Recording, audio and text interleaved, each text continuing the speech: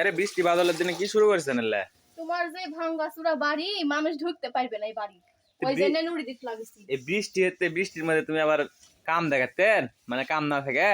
বৃষ্টি হইতে বৃষ্টি টিষ্টি পড়ে তোমার পানি তো বাড়ি তো সেই অবস্থা। এই বাড়িতে মানুষ আসবে কি করে? দেখো দিন একদিন কি অবস্থা, খুঁটির গুড়া টুরা এলে পানি হয়েছে তাই ভেঙে গেছে, তার পানির মধ্যে তুমি এইগুলা করলে একটা যদি বাড়ি যদি একটা মেহমান আসে তাহলে কি অবস্থা হবে? তো ওই গাড়িটা বাইর করবে কেডা? বাইরে করবেন তুমি, তোমার কখনই বুঝিলে না, সরাও।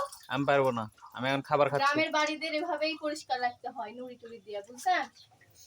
এই দূরে খাত করছে। ওলেন আগে এই দল দিব, দিয়ে তারপরে ওলে দিব। আগে দিবে না, কামের বেলা নাই।